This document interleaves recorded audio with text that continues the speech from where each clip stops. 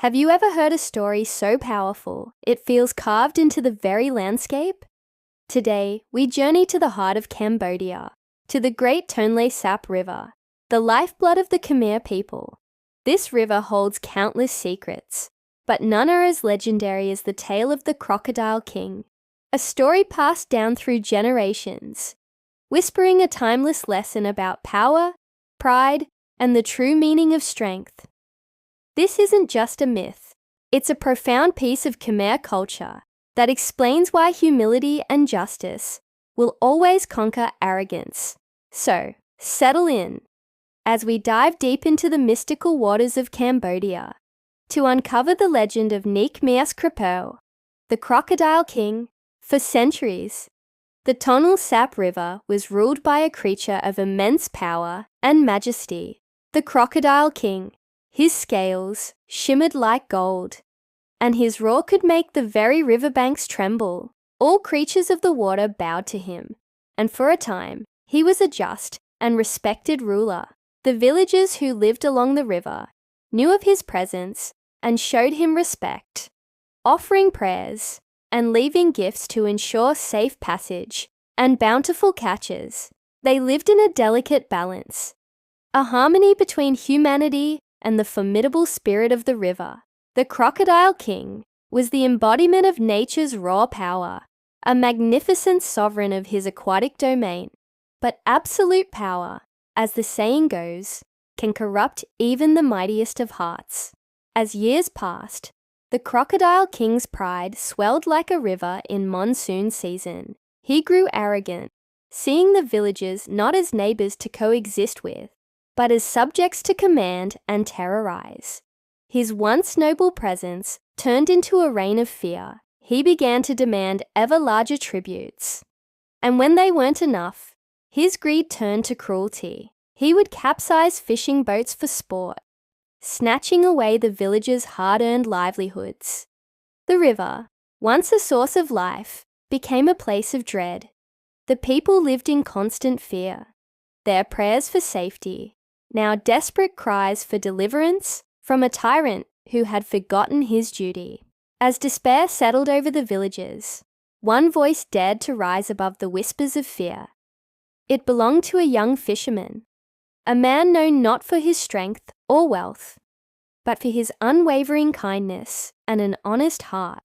He saw the suffering of his people and knew that remaining silent was no longer an option. While others cowered, he stood tall. He didn't have an army or magic, just courage fueled by compassion. He paddled his small boat to the center of the river, a place where the Crocodile King was known to dwell, and called out.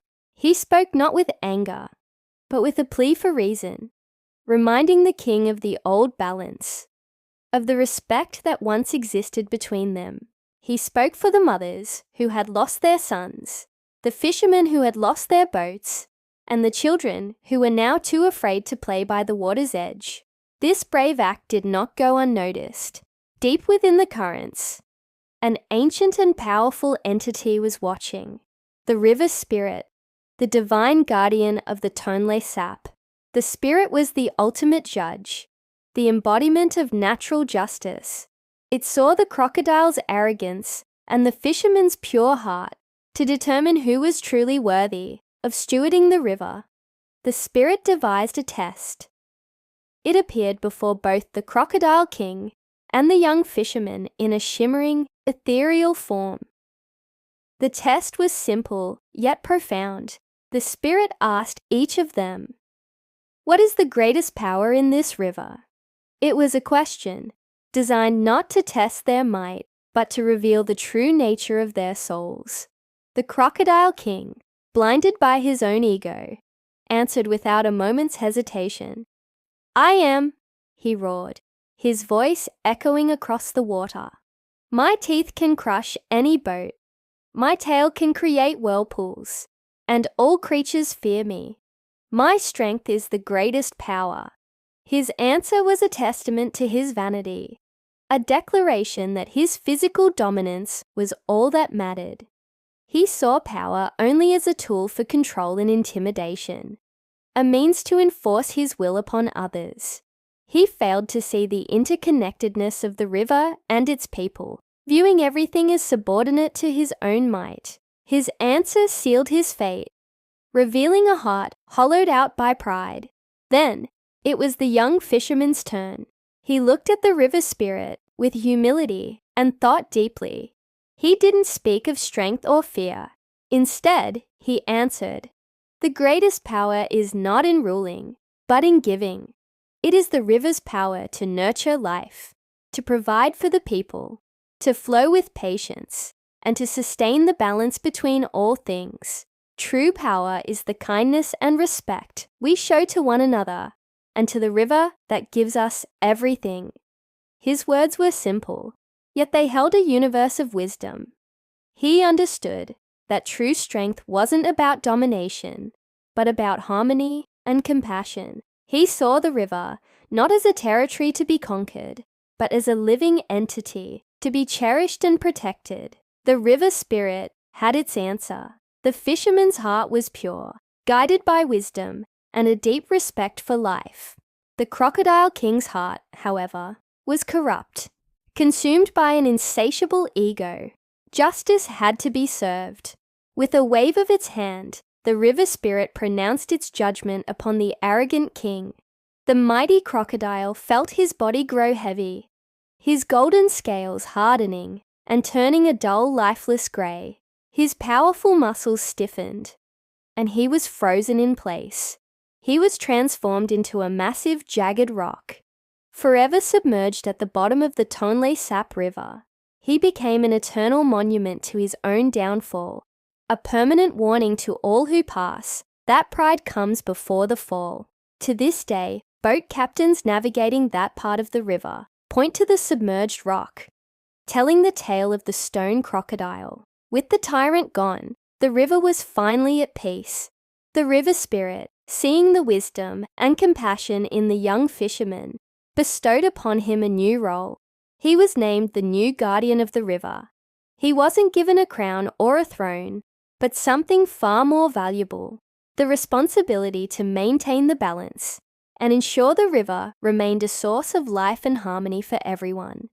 The villagers celebrated, their fear replaced with gratitude and joy. Under the fisherman's guidance, respect for nature was restored. The story became a cornerstone of Khmer culture, a tale told to children to teach them that true leaders don't command through fear, but inspire through kindness. The legend of the Crocodile King is woven into the spiritual fabric of Cambodia. It reflects the deep-seated Khmer belief in karma, the idea that our actions, good or bad, will ultimately determine our fate. The crocodile's transformation into stone is a powerful symbol of this cosmic justice. The story also highlights the profound respect for nature and the spirits believed to inhabit it, a core part of traditional Cambodian spirituality. It teaches a vital lesson that our relationship with the natural world should be one of harmony, not domination. We are not its masters, but its custodians. So the next time you think about what it means to be strong, remember the Crocodile King and the young fisherman. This ancient Khmer legend reminds us that true power isn't found in a crown, a title, or brute force. It's found in humility, in the wisdom to listen, and in the compassion to serve others. It's a story of transformation, not just of a crocodile turning to stone, but of a community transforming fear into peace. And a reminder that the greatest strength of all is a kind and just heart. Thank you so much for joining me on this journey into Cambodian folklore. If you enjoyed this story, please give this video a like and subscribe for more tales from around the world. Let me know in the comments what legend you'd like to explore next. Until then, stay curious.